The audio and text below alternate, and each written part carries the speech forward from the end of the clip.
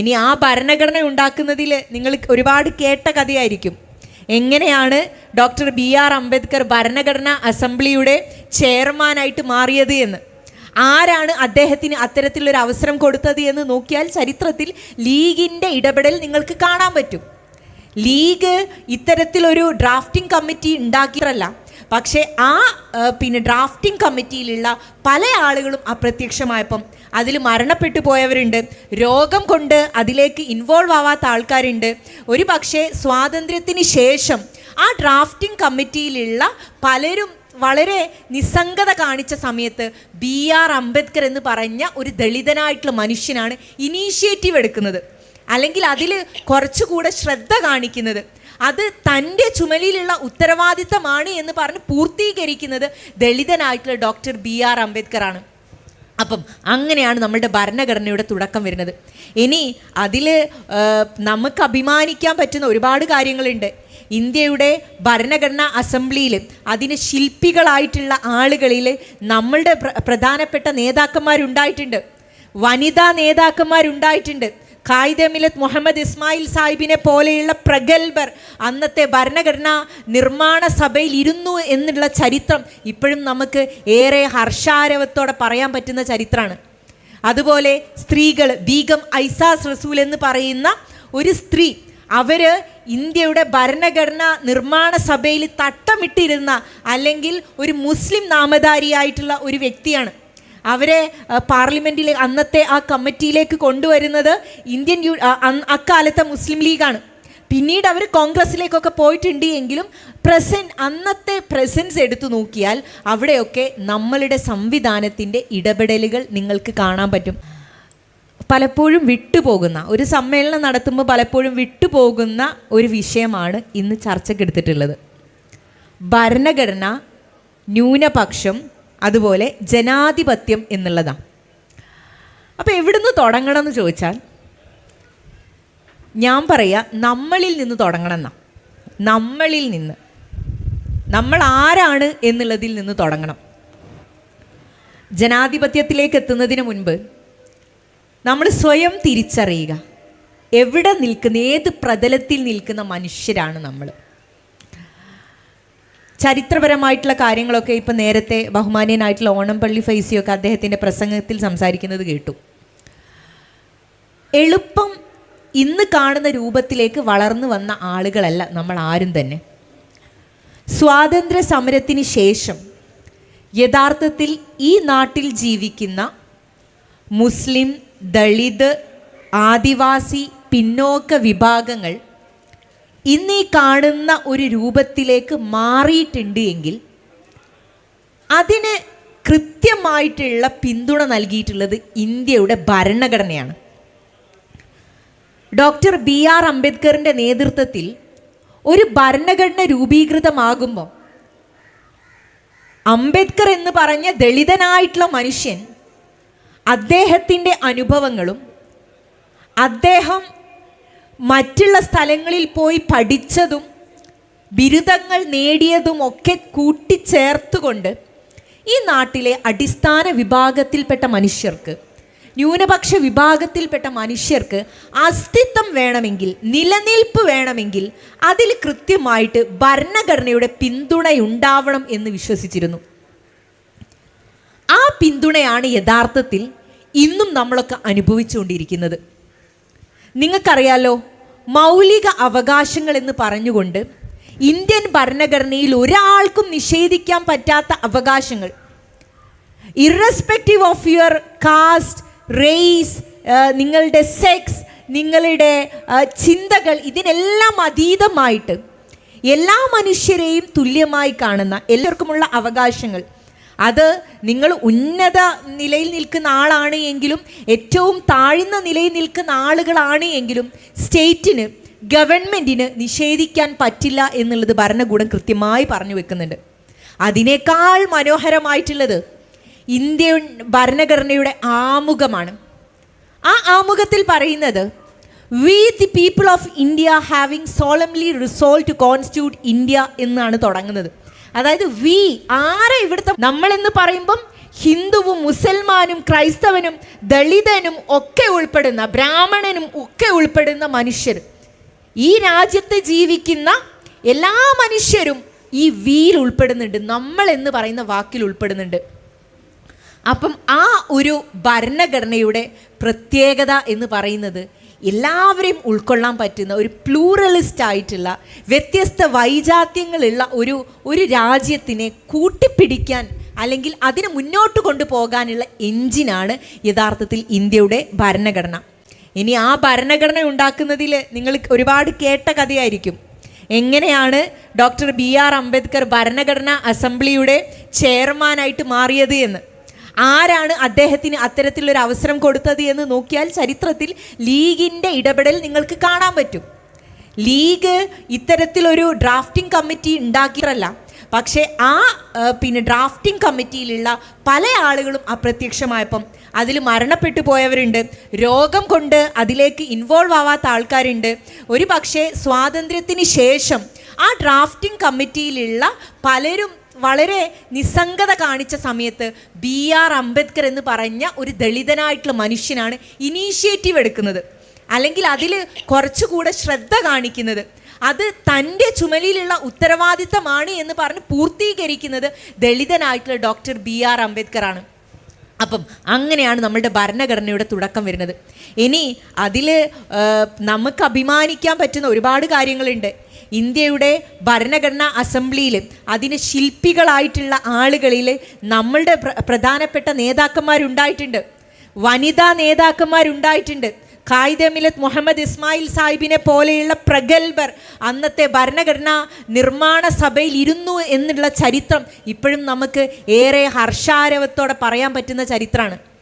അതുപോലെ സ്ത്രീകൾ, ബീഗം ഐസാസ് റസൂൽ എന്ന് പറയുന്ന ഒരു സ്ത്രീ, അവർ ഇന്ത്യയുടെ ഭരണഘടനാ നിർമ്മാണ സഭയിൽ തട്ടമിട്ടിരുന്ന അല്ലെങ്കിൽ ഒരു മുസ്ലിം നാമധാരിയായിട്ടുള്ള ഒരു വ്യക്തിയാണ്. അവരെ പാർലമെൻറ്റിൽ അന്നത്തെ ആ കമ്മിറ്റിയിലേക്ക് കൊണ്ടുവരുന്നത് അക്കാലത്തെ മുസ്ലിം ലീഗാണ്. പിന്നീട് അവർ കോൺഗ്രസ്സിലേക്കൊക്കെ പോയിട്ടുണ്ട് എങ്കിലും അന്നത്തെ പ്രസൻസ് എടുത്തു നോക്കിയാൽ അവിടെയൊക്കെ നമ്മളുടെ സംവിധാനത്തിൻ്റെ ഇടപെടലുകൾ നിങ്ങൾക്ക് കാണാൻ പറ്റും. അപ്പം ഞാൻ പറഞ്ഞു വരുന്നത്, ഇന്ന് ഈ കാണുന്ന, പ്രത്യേകിച്ച് നിങ്ങൾക്കറിയാം, ഒരു വരേണ്യ വിഭാഗം ഇവിടെ നിലവിലുണ്ട്. നേരത്തെ ഇവിടെ സംസാരിച്ചപ്പം ബഹുമാന്യനായിട്ടുള്ള ഫൈസി പറയുന്നത് നിങ്ങൾ ശ്രദ്ധിച്ചിട്ടുണ്ടാകും. ഇവിടെ ബ്രാഹ്മണ വിഭാഗത്തിൻ്റെ അതിപ്രസരമുള്ള കാലമായിരുന്നു. അന്ന് നാട്ടിലൂടെ ഏതെങ്കിലും ഒരു ഇഴവ അല്ലെങ്കിൽ താഴ്ന്നതായിട്ട് അവർ പറയപ്പെടുന്ന ജാതിയിൽപ്പെട്ട ആളുകൾ പോകുമ്പം ഓയ് ഓയ് ശബ്ദമുണ്ടാക്കും. ഇവരുടെ മുമ്പിലേക്ക് വരാൻ പറ്റില്ല, ഇനി ഇവർ നടന്ന വഴിയിൽ കൂടെ പോകാൻ പറ്റില്ല. അങ്ങനെ പോവുകയാണെങ്കിൽ എന്ത് ചെയ്യും? അരയിൽ ചൂല് കെട്ടിവെക്കും. ആ ചൂല് കെട്ടിവെച്ചിട്ട് ഈ പോണ വഴികൾ ഇങ്ങനെ വൃത്തിയാക്കി പോകുന്നൊരു കാലമുണ്ടായിരുന്നു. ഇവരുടെ മുമ്പിൽ ചെന്ന് പെട്ടാൽ കഥ കഴിയുന്ന ഒരവസ്ഥയുണ്ടായിരുന്നു. അങ്ങനെയുള്ള കാലത്ത്, അങ്ങനെ ഒരു ബ്രാഹ്മണവൽകൃത സംസ്കാരമുള്ള നാട്ടിൽ നിന്നാണ് ഇങ്ങനെ ഈ പറയുന്ന ആളുകളുടെ കാലടിയുടെ ഇടയിൽ കിടന്ന് ഞെരുങ്ങുന്ന ഒരു വിഭാഗത്തിനെ മോചിപ്പിച്ചു കൊണ്ടുവരുന്നത്. ആ വിഭാഗത്തിൽപ്പെട്ട ആളുകളാണ് യഥാർത്ഥത്തിൽ ഇവിടെയുള്ള മൈനോറിറ്റീസ് എന്ന് പറയുന്ന ചരിത്രപരമായിട്ട് ന്യൂനപക്ഷരായിട്ടുള്ള ആളുകൾ. ഈ ന്യൂനപക്ഷം എന്ന് പറയുമ്പോൾ ഒരുപാട് വലിയൊരു ടോപ്പിക്കാണത്. മർദ്ദിക്കപ്പെടുന്നവന് ന്യൂനപക്ഷമാണ്, മർദ്ദിക്കപ്പെടുന്ന വ്യക്തികൾ ന്യൂനപക്ഷമാണ്, സ്ത്രീകൾ ന്യൂനപക്ഷമാണ്, കുഞ്ഞുങ്ങൾ ന്യൂനപക്ഷമാണ്. Weaker section of the society എന്ന് പറയും. ഏതെങ്കിലുമൊക്കെ തരത്തിൽ വീക്കറായിട്ടുള്ള കമ്മ്യൂണിറ്റിയെ നമുക്ക് ന്യൂനപക്ഷമായിട്ട് വിളിക്കാം. ചിലപ്പം എണ്ണത്തിൽ കൂടുതൽ ഉണ്ടാകാം, ഒരു നാട്ടിൽ എണ്ണത്തിൽ കൂടുതലായിരിക്കും അവർ, പക്ഷെ അവർക്ക് സംവിധാനങ്ങളൊന്നും ഉണ്ടാവില്ല. അങ്ങനെയുള്ളവരെ ന്യൂനപക്ഷം എന്ന് വിളിക്കാം. ന്യൂനപക്ഷം എന്ന് പറയുന്ന വാക്കിൻ്റെ ഡെപ്ത് യഥാർത്ഥത്തിൽ സിറ്റുവേഷൻ അനുസരിച്ച്, അവിടുത്തെ സർക്കംസ്റ്റൻസിന് അനുസരിച്ചിട്ടാണ് നമുക്ക് വായിക്കാൻ പറ്റുക. ഇന്ത്യയെ സംബന്ധിച്ചിടത്തോളം ഈ നാട്ടിലുള്ള മുസ്ലിം ജനത, ദളിത് ജനത, സിഖ്, ഒരു ക്രൈസ്തവ വിഭാഗത്തിൽപ്പെട്ട ആളുകൾ, ട്രൈബൽസ് ഒക്കെ മൈനോറിറ്റീസാണ്. സ്ത്രീകൾ മൈനോറിറ്റീസാണ്. അതേപോലെ മറ്റുള്ള പ്രയാസങ്ങൾ അനുഭവിക്കുന്ന ആളുകൾ, ഭിന്നശേഷിക്കാരായിട്ടുള്ള ആളുകൾ, ഇവരൊക്കെ മൈനോറിറ്റീസാണ്. അപ്പം അങ്ങനെയുള്ള ഒരു കമ്മ്യൂണിറ്റിയെ വിളിക്കുന്ന പേരാണ് മൈനോറിറ്റീസ് എന്നുള്ളത്. അവരെ സംരക്ഷിക്കാനുള്ള അനുച്ഛേദങ്ങൾ ഇന്ത്യയുടെ ഭരണഘടനയിൽ ഉണ്ടാക്കിയിട്ടുണ്ട്. അവർക്ക് പ്രത്യേക പ്രൊട്ടക്ഷൻ കൊടുക്കാനുള്ള നിയമങ്ങൾ ഇന്ത്യൻ ഭരണഘടനയിൽ ഉണ്ടാക്കിയിട്ടുണ്ട്. ഒരുപാട് സ്ത്രീകൾ ഇവിടെ ഇരിക്കുന്നുണ്ടല്ലോ. നമ്മളെപ്പോഴും ക്ലെയിം ചെയ്യുന്ന കാര്യം എന്താ? ഞങ്ങൾക്ക് ചില അവകാശങ്ങളുണ്ട്, അത് അനുവദിച്ച് തരണം. ഞങ്ങൾ ചോദിക്കുന്നത് എന്താ?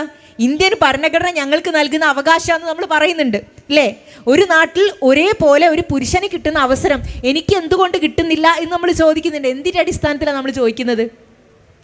V are liable to get equal treatment അല്ലെങ്കിൽ ഈക്വൽ ഓപ്പർച്യൂണിറ്റി. നിയമത്തിന് മുന്നിൽ, ഗവൺമെൻറ്റിന് മുമ്പിൽ ഞങ്ങൾക്ക് ഒരേപോലെ തുല്യമായിട്ടുള്ള അവകാശം ലഭിക്കണം. അത് ആർട്ടിക്കിൾ 14, 15 പറയുന്നുണ്ട്. ഞങ്ങൾക്ക് പ്രത്യേകമായിട്ടുള്ള പരിഗണന നൽകണം, ഞങ്ങൾക്ക് തുല്യമായിട്ടുള്ള അവകാശം നൽകണം എന്നുള്ളത് ഭരണഘടന അവിടെ പറഞ്ഞു വെക്കുന്നുണ്ട്. അപ്പോഴാണ് നമ്മൾ ഒരു സമന്മാരാണ് എന്നുള്ള ഒരു ബോധത്തിലേക്ക് വരുന്നത്. സമത്വം എന്ന് പറയുമ്പം അതിനെ ദൃശ്യമായിട്ടുള്ള സമത്വമായിട്ടല്ല വായിക്കേണ്ടത്. ഇക്വിറ്റി എന്ന് പറയും. ഈക്വൽ ജസ്റ്റിസ്, തുല്യമായിട്ടുള്ള നീതി നടപ്പിലാക്കാനുള്ള ശ്രമങ്ങൾ നടത്തുക എന്നൊക്കെ നമുക്ക് അതിനെ അങ്ങനെ വായിച്ചു പോകേണ്ടി വരും. ഇനി ന്യൂനപക്ഷം ഇങ്ങനെയാണ്. ന്യൂനപക്ഷം എന്താണ് എന്ന് ചോദിച്ചാൽ അതിനുള്ള മറുപടി ഒറ്റ ചെറിയ വാക്കുകളിലുള്ള മറുപടിയാണ് ഞാൻ നിങ്ങൾക്ക് നൽകിയത്. ജനാധിപത്യം. എന്താ ജനാധിപത്യം? ജനാധിപത്യം ശരിയാണോ എന്ന് ചോദിക്കുന്നുണ്ടാവും. നമ്മളോട് ഒരു മലയാളം തർജ്ജമ ചോദിച്ചാൽ എന്താ പറയുക? നമ്മൾ ജനങ്ങളുടെ ആധിപത്യമാണ് ജനാധിപത്യം എന്ന് നമ്മൾ പറയും. ശരിക്കും ജനാധിപത്യം എന്ന് പറഞ്ഞാൽ എന്താ അറിയോ? നമ്മളെ നാട്ടിൽ നടക്കുന്ന അല്ലെങ്കിൽ ലോകത്തെ പല സ്ഥലങ്ങളിലും നടക്കുന്ന ജനാധിപത്യം എന്ന് പറഞ്ഞാൽ ഈ നാട്ടിലെ കൂടുതൽ മനുഷ്യർക്ക് വേണ്ടിയിട്ട് ഭരിക്കപ്പെടുന്ന ഒരു ഗവൺമെൻറ്റിൻ്റെ പേരാ ജനാധിപത്യം, അല്ലേ? ഏറ്റവും കൂടുതൽ വോട്ട് കിട്ടിയ ആളാണ് എന്താവുന്നത്? ജയിച്ചു വരുന്നത്. അങ്ങനെ ജയിച്ചു വരുന്ന ആളുകളിൽ തിരഞ്ഞെടുക്കപ്പെട്ട ആളുകളാണ് സ്റ്റേറ്റായിട്ട്, ഗവൺമെൻറ്റായിട്ട് ഫോം ചെയ്യുന്നത്. അപ്പം നിങ്ങളുടെ ശബ്ദം എവിടെ? കൂട്ടത്തിൽ ഒരു വലിയ വിഭാഗം ആളുകൾക്ക് ഒരു കാര്യമാണ്, ഒരേ തീരുമാനമാണ്, അല്ലെങ്കിൽ ഒരു അഭിപ്രായമാണ്. അപ്പം അവിടെ ഒറ്റപ്പെട്ട ശബ്ദമുള്ള ആൾക്കാരുണ്ടല്ലോ, അവരെ പരിഗണിക്കാതിരിക്കുന്നത് യഥാർത്ഥത്തിൽ നല്ലതാണോ? നല്ല സംസ്കാരമാണോ? അപ്പം അതിന് നിങ്ങൾ ജനാധിപത്യം എന്ന് വിളിക്കുമോ? ചോദ്യമല്ലേ? യഥാർത്ഥത്തിൽ ജനാധിപത്യം എന്ന് പറഞ്ഞാൽ മെജോറിറ്റേറിയൻ റൂളിംഗ് ആണ് യഥാർത്ഥത്തിൽ ജനാധിപത്യം എന്ന് പറയുന്നത്. പക്ഷെ അവിടെ നമുക്ക് ഒരു ഉപാധി ഉണ്ട്. ഇന്ത്യൻ ഭരണഘടന ഒരു ഉപാധി നൽകുന്നുണ്ട്. അതെന്താണെന്നറിയോ നിങ്ങൾക്ക്? റിപ്പബ്ലിക് എന്നുള്ള ഒരു പദം നിങ്ങൾ കേട്ടിട്ടുണ്ടോ നിങ്ങൾ? റിപ്പബ്ലിക്. എന്താ റിപ്പബ്ലിക് എന്ന് പറയുന്നത്? റിപ്പബ്ലിക് എന്ന് പറഞ്ഞാൽ നമുക്ക് ചില കാര്യങ്ങളുണ്ട്. ആ കാര്യങ്ങളിൽ നമ്മൾ ആദ്യം ഒരു തീർപ്പ് കൽപ്പിച്ചു വെച്ചു. ഫോർ എക്സാമ്പിൾ, നമുക്കൊരു ഭരണഘടന ഉണ്ട്, അല്ലേ? ഒരു നല്ല ലോകത്തെ ഏറ്റവും വലിയ എഴുതപ്പെട്ട ഭരണഘടനയാണ് ഇന്ത്യയുടേത്. ആ ഭരണഘടന അവിടെ ഉണ്ട്. അതിൽ എന്താണ് ഈ രാജ്യത്തെ ജനങ്ങളുടെ റൈറ്റ്സ് എന്ന് പറയുന്നുണ്ട്, അവകാശങ്ങൾ എന്ന് പറയുന്നുണ്ട്, ഡ്യൂട്ടീസ് എന്താണെന്ന് പറയുന്നുണ്ട്, എന്തൊക്കെ കൽപ്പനകൾ ഉണ്ടെന്ന് പറയുന്നുണ്ട്, directive principles of state policy എന്ന് പറയും. അതായത് സ്റ്റേറ്റ് എന്തൊക്കെ ചെയ്യണം, പൗരന്മാർക്ക് എന്തൊക്കെ ചെയ്തു കൊടുക്കണം എന്ന് പറയുന്നുണ്ട്. അങ്ങനെ കുറേ കാര്യങ്ങൾ പറയുന്ന ഒരു ഭരണഘടന അവിടെ ഉണ്ടാക്കി വെച്ചിട്ടുണ്ട്. അതൊരു തീർപ്പാണ്. ആ തീർപ്പിനെ മുന്നിൽ വെച്ചിട്ട് ഇവിടെ ഏറ്റവും കൂടുതൽ ഇലക്റ്റഡ് ആയിട്ടുള്ള ആളുകൾ നടത്തുന്ന ഭരണ സംവിധാനമാണ് ഈ പറയുന്ന റിപ്പബ്ലിക്കായിട്ട്. അതിന് നമുക്കൊരു എന്താ പറയുക, പ്രാക്ടിക്കൽ വേർഷൻ അതിന് പറയുമ്പം റിപ്പബ്ലിക്കായിട്ട് നമ്മൾ പറയുന്നത്. അപ്പം ആ റിപ്പബ്ലിക്കാണ് യഥാർത്ഥത്തിൽ കുറച്ചുകൂടെ വെറും ഡെമോക്രസി എന്ന് പറയുന്നതിനേക്കാളും അപ്പുറത്തേക്ക് ഒരു റിപ്പബ്ലിക്കായിട്ടുള്ള ഡെമോക്രസി എന്ന് നമ്മൾക്ക് പറയാൻ പറ്റുന്നത്. ഞാനിതിനെ ഏറ്റവും ഭംഗിയായിട്ടുള്ള രൂപത്തിൽ, ഏറ്റവും മൃദുലമായിട്ടുള്ള രൂപത്തിൽ പറഞ്ഞു തരാൻ ശ്രമിക്കുകയാണ് കേട്ടോ. അപ്പം അങ്ങനെ ഒരു സംവിധാനം യഥാർത്ഥത്തിൽ നമുക്കുണ്ട്, ഇന്ത്യയിലുണ്ട്. ആ ഭരണഘടനയെ ഇല്ലാതാക്കാനുള്ള ശ്രമമാണ് യഥാർത്ഥത്തിൽ ഇപ്പം നടന്നുകൊണ്ടിരിക്കുന്നത്. ചില തീർപ്പ് വെപ്പിക്കൽ ഇവിടെ ഉണ്ടായിട്ടുണ്ട്. നമ്മൾക്ക് എപ്പോഴും പറയാൻ പറ്റുന്നത് എന്താ? ഞങ്ങളിവിടെ അവകാശങ്ങൾ ചോദിക്കും. നിങ്ങൾ എവിടെയെന്ന് ചോദിക്കുന്നുണ്ട്, അല്ലേ? നിങ്ങളെവിടെ കാണിച്ചു തരുമെന്ന് ചോദിക്കും.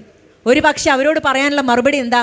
നിങ്ങൾ കണ്ണിൽ നോക്കുമ്പോൾ ഞങ്ങളെ കാണാൻ പറ്റില്ല, പക്ഷെ ഇന്ത്യയുടെ ആത്മാവിൽ ഞങ്ങൾ ഉണ്ടോ എന്ന് പറയാൻ നമുക്ക് ആക്കം തരുന്നത് എന്താ? ഇന്ത്യയുടെ ഭരണഘടനയാണ്. അപ്പം ആ ഭരണഘടനയെ മുൻനിർത്തിക്കൊണ്ട് ആ ഒരു വിശ്വാസത്തിന് മുന്നോട്ട് കൊണ്ടുപോകാനുള്ള ഉത്തരവാദിത്തമാണ് ഇന്ത്യൻ യൂണിയൻ മുസ്ലിം ലീഗിൻ്റെ നേതൃത്വത്തിലുള്ള കൂട്ടായ്മ അല്ലെങ്കിൽ നേതാക്കന്മാർ നടത്തിക്കൊണ്ടിരിക്കുന്നത്. അതിൻ്റെ പ്രചാരകരായിട്ടാണ് ഇവിടെ ഇരിക്കുന്ന വനിതാ ലീഗാണെങ്കിലും യൂത്ത് ലീഗാണെങ്കിലും MSF ആണെങ്കിലും എല്ലാ സ്ട്രേറ്റത്തിലും നിന്നുകൊണ്ട് പ്രവർത്തിച്ചുകൊണ്ടിരിക്കുന്നത്. ഇനി ഞാൻ കൂടുതൽ സംസാരിക്കുന്നില്ല, അടുത്ത ആളിലേക്ക് പാസ് ചെയ്യാൻ തോന്നുന്നു.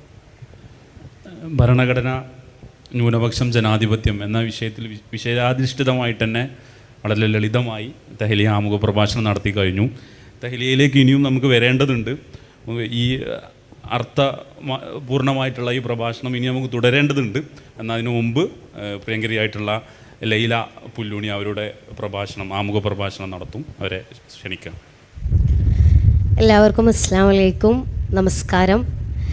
നമ്മുടെ മുസ്ലിം യൂത്ത് ലീഗ് ചെറിയമുണ്ടം പഞ്ചായത്തിൻ്റെ ഇങ്ങനെയൊരു പരിപാടിയിൽ സംബന്ധിക്കാൻ സാധിച്ചതിൽ ആദ്യം തന്നെ എല്ലാവിധ നന്ദിയും കടപ്പാടും ബന്ധപ്പെട്ടവർക്ക് അറിയിക്കുകയാണ്. ഈ വേദിയിലുള്ള സദസ്സിലുള്ള പ്രിയപ്പെട്ട മുസ്ലിം ലീഗിൻ്റെ, യൂത്ത് ലീഗിൻ്റെ നേതാക്കന്മാർ, ഒപ്പം നമ്മുടെ വനിതാ ലീഗിൻ്റെ, MSFൻ്റെ ഒക്കെ നേതാക്കന്മാർ, കാരണവന്മാർ, ഏറ്റവും അനുയോജ്യമായിട്ടുള്ള നമ്മൾ സംസാരിക്കേണ്ട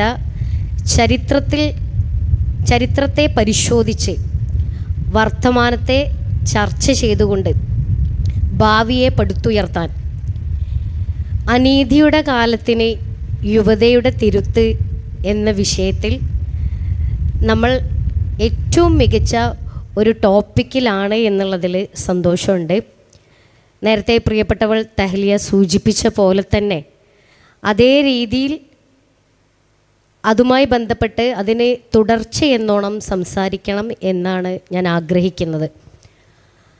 നിലവിൽ നമ്മൾ ഭരണഘടന, ന്യൂനപക്ഷം, ജനാധിപത്യം എന്ന് പറയുമ്പോൾ നൂറ്റാണ്ടുകളായി വൈദേശികാധിപത്യത്തിൻ്റെ എല്ലാ തരത്തിലുമുള്ള പ്രയാസത്തിൽ നിന്ന് നിരന്തരം പോരാടി ഇന്ത്യ സ്വതന്ത്രമാവുകയും അതിനുശേഷം ഒരു ജനാധിപത്യ സമൂഹമായി അല്ലെങ്കിൽ ഏറ്റവും നല്ല ഒരു രാഷ്ട്രമായി മുന്നോട്ട് ഇന്ത്യ എന്ന രാജ്യത്ത് പാദങ്ങൾ ചലിപ്പിച്ചു പോകുന്നവരാണ് നമ്മൾ. നമ്മുടെ ഈ ഒരു വിഷയത്തിൽ ഊന്നി സംസാരിക്കുമ്പോൾ തീർച്ചയായിട്ടും നമുക്ക് ചരിത്രം പറയാതെ മുന്നോട്ട് പോകാനാവില്ല. വർത്തമാന വിഷയങ്ങളെക്കുറിച്ച് ചൂണ്ടിക്കാണിക്കാതിരിക്കാനാവില്ല. ഭാവിയിൽ എങ്ങനെയായിരിക്കണം, എന്താണ് നമ്മൾ പ്രതീക്ഷിക്കുന്നത്, ആഗ്രഹിക്കുന്നത് എന്നതിനെക്കുറിച്ച് ചിന്തിക്കാതിരിക്കാനും ആവില്ല.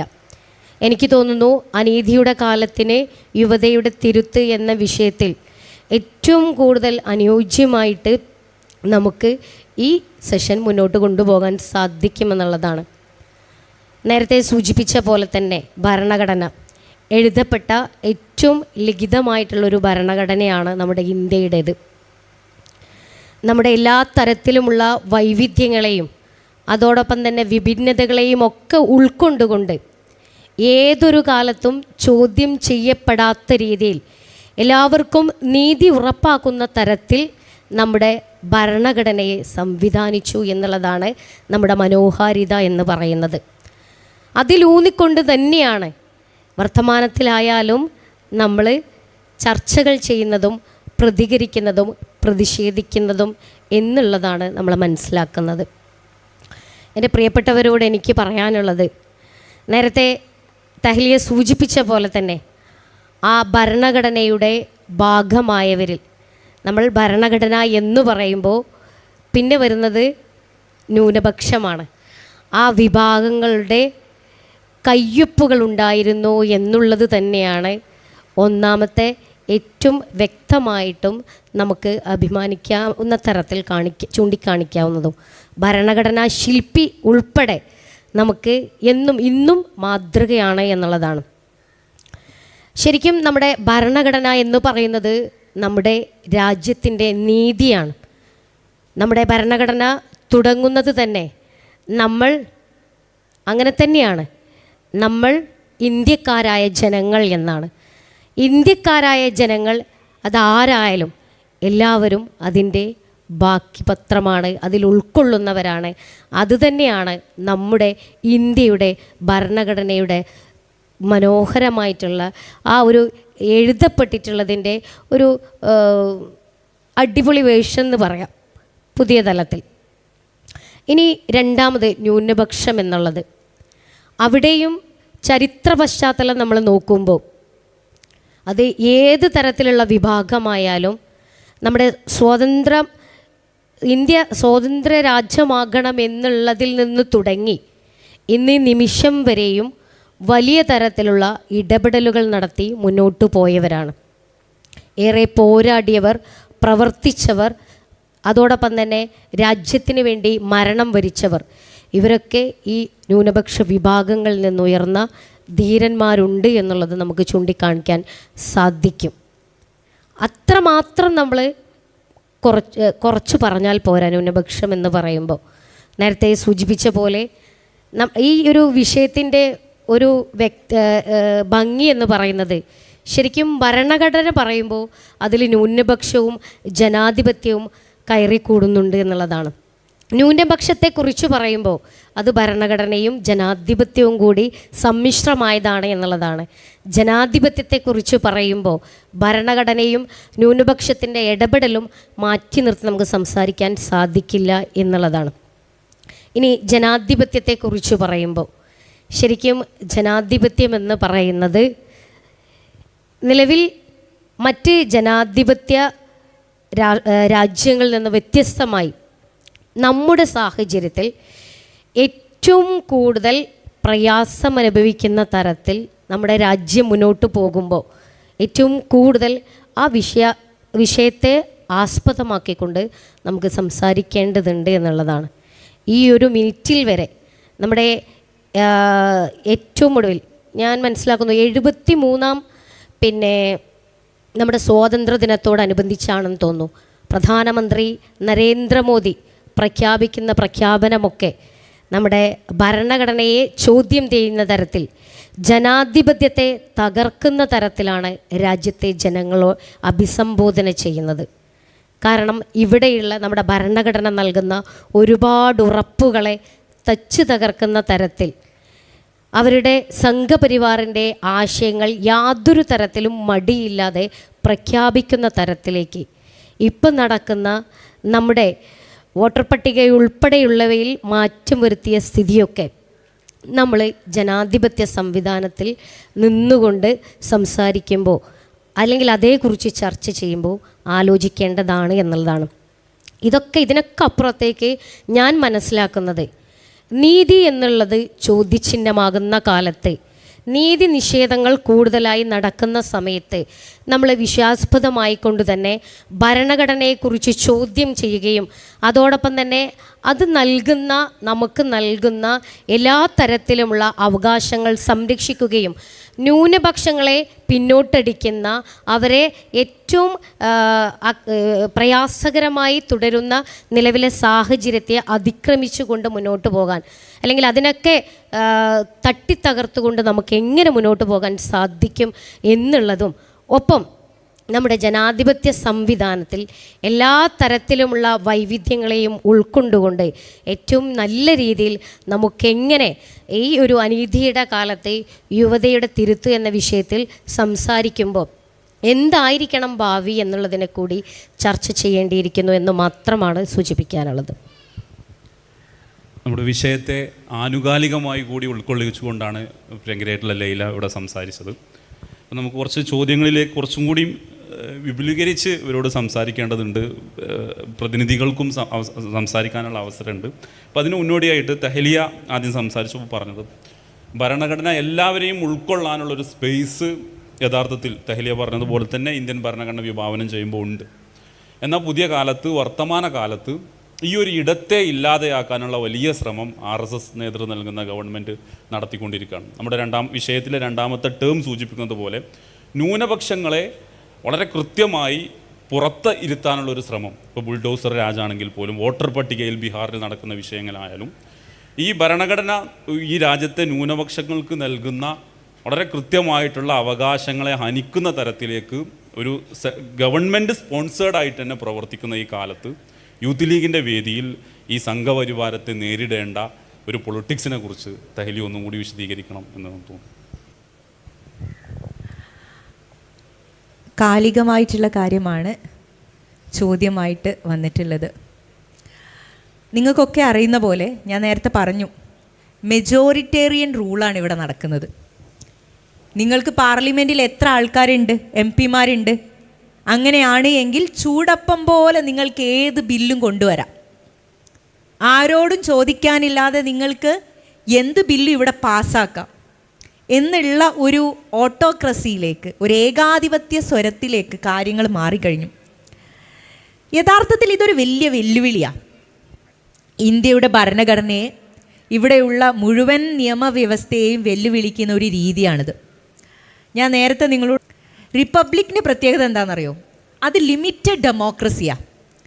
നിങ്ങൾക്ക് ഏറ്റവും കൂടുതൽ ശക്തരായിട്ടുള്ള ആൾക്ക് ഇവിടെ രാജ്യം ഭരിക്കാൻ പറ്റും. പക്ഷെ അങ്ങനെ ഭരിക്കുമ്പോൾ എന്ത് ചെയ്യും? ലിമിറ്റ് ചെയ്യപ്പെടുകയാണ്. നിങ്ങൾക്ക് എന്തും ചെയ്യാൻ പറ്റില്ല. അപ്പം രാജ്യം ഭരിക്കുന്ന RSSന് അല്ലെങ്കിൽ ഇവിടെയുള്ള ഫാസിസ്റ്റ് ഗവൺമെൻറ്റിന് മുന്നിലുള്ള തടസ്സം എന്ന് പറയുന്നത് ഒരേ ഒരു കാര്യമാണ്. അത് ഇന്ത്യയുടെ ഭരണഘടനയാണ്. ആ ഭരണഘടനയെ ഇല്ലാതാക്കുക എന്നുള്ളതാണ്. അതിനെക്കുറിച്ച് ആലോചിക്കുക, അതിന് ഏതൊക്കെ തരത്തിൽ നിയമങ്ങൾ കൊണ്ടുവരാൻ പറ്റും, അട്ടിമറികൾ ചെയ്യാൻ പറ്റും, അല്ലെങ്കിൽ ഇതിനെ ചോദ്യം ചെയ്യുന്ന ആളുകളെ മിണ്ടാതാക്കാൻ പറ്റും, അവരെ ഉന്മൂലനം ചെയ്യാൻ പറ്റും എന്നുള്ളതിനെക്കുറിച്ച് ഇവരിങ്ങനെ ആലോചിച്ചു കൊണ്ടേയിരിക്കുന്നുണ്ട്. ഇപ്പം നിങ്ങൾ നോക്കൂ, നമ്മളൊക്കെ ഏറെ പവിത്രമായി കണ്ടിരുന്ന, നമ്മളൊക്കെ പോളിംഗ് ബൂത്തിൽ പോയി വോട്ട് ചെയ്യുക എന്ന് പറയുമ്പം ജനാധിപത്യ അവകാശം നമ്മൾ പൂർത്തീകരിക്കുന്നു എന്നുള്ള ഒരു സന്തോഷത്തോടു കൂടിയാണ് തിരിച്ചു വരുന്നത്.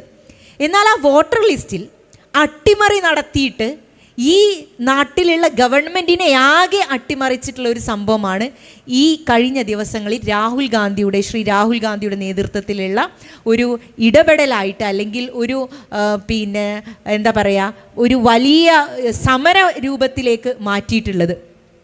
അദ്ദേഹം തന്നെ പറയുന്നുണ്ട്. അദ്ദേഹം അവസാനം ബംഗാളിൽ സംസാരിച്ചപ്പോൾ പറഞ്ഞത്, നരേന്ദ്രമോദി, അദ്ദേഹമാണോ പ്രിയങ്ക ഗാന്ധിയാണോ എന്ന് ഓർക്കുന്നില്ല, നരേന്ദ്രമോദി ഈ ഘട്ടത്തിൽ, രണ്ടാം ഘട്ടത്തിൽ അധികാരത്തിൽ വന്നത് തികച്ചും കള്ള വോട്ടുകൾ കൊണ്ടാണ്. ഒരു പാർലമെൻറ്റ് ഇലക്ഷന് ജയിക്കാൻ വേണ്ടിയിട്ട് ഏകദേശം വേണ്ട കള്ള വോട്ടുകളൊക്കെ ഉണ്ടാക്കിയിട്ടുണ്ട്.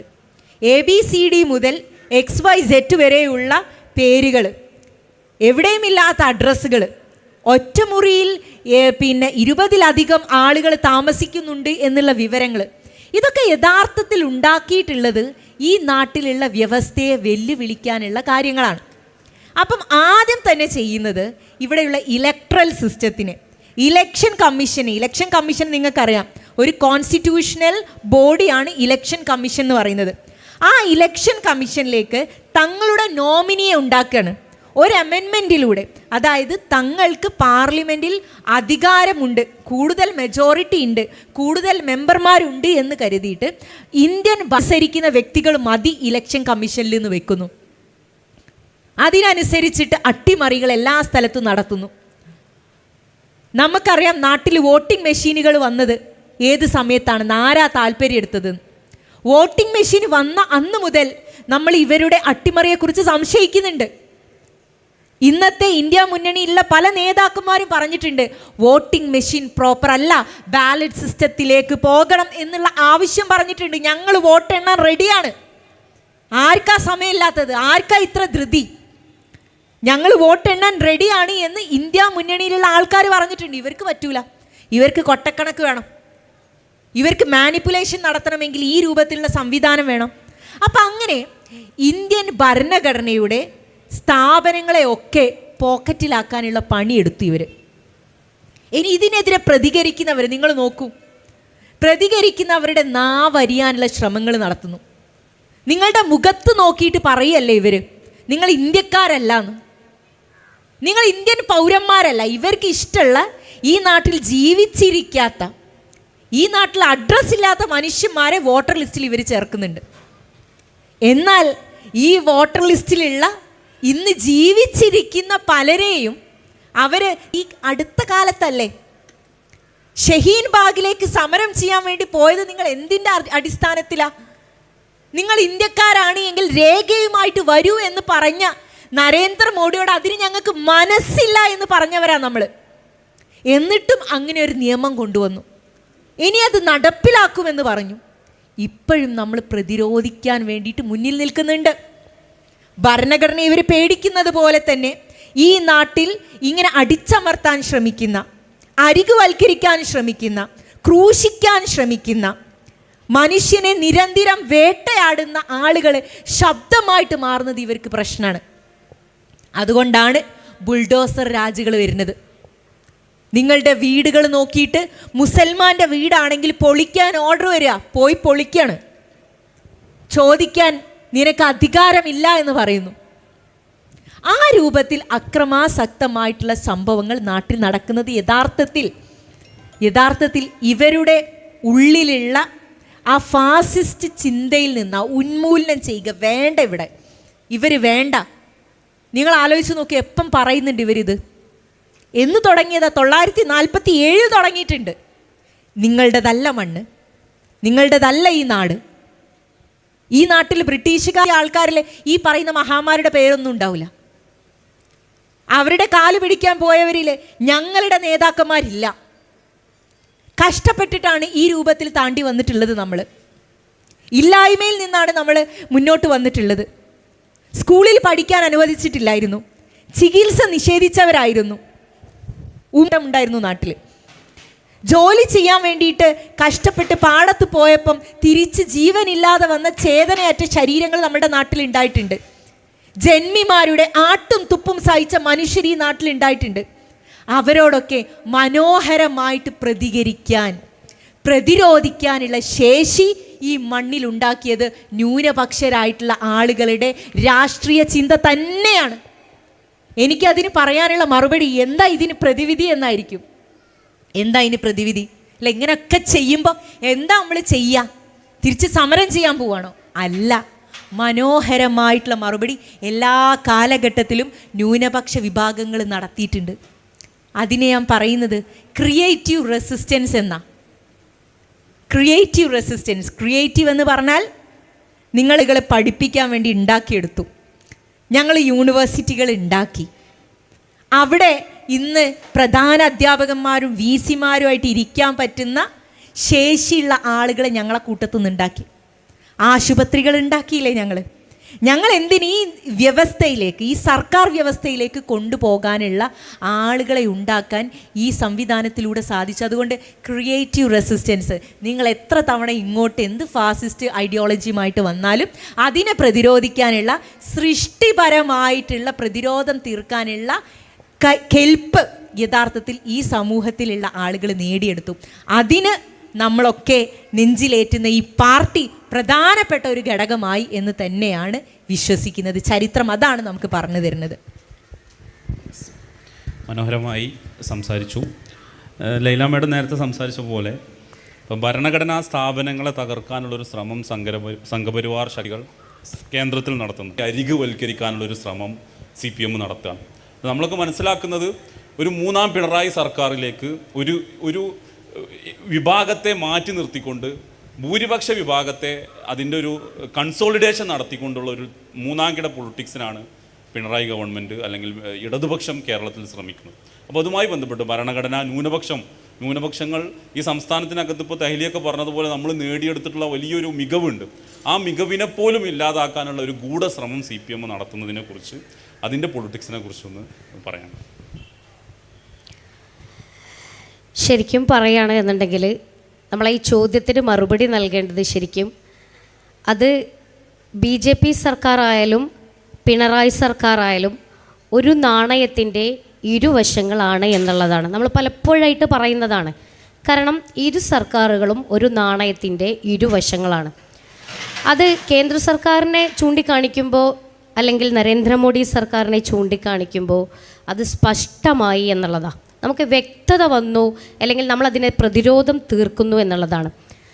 അതിൽ നിന്ന് വിഭിന്നമായിക്കൊണ്ട് ഈ അടുത്ത കാലത്ത് പ്രത്യേകിച്ച് നിലവിലെ സർക്കാർ, പിണറായി സർക്കാർ മുന്നോട്ട് പോകുമ്പോൾ ആ രീതിയിലേക്കുള്ള തീരുമാനങ്ങൾ ജനാധിപത്യ സംവിധാനത്തിൽ ശരിക്കും മഹാത്മാഗാന്ധിയുടെ ഒരു വാക്കുകളാണ് ഞാൻ ഓർക്കുന്നത്.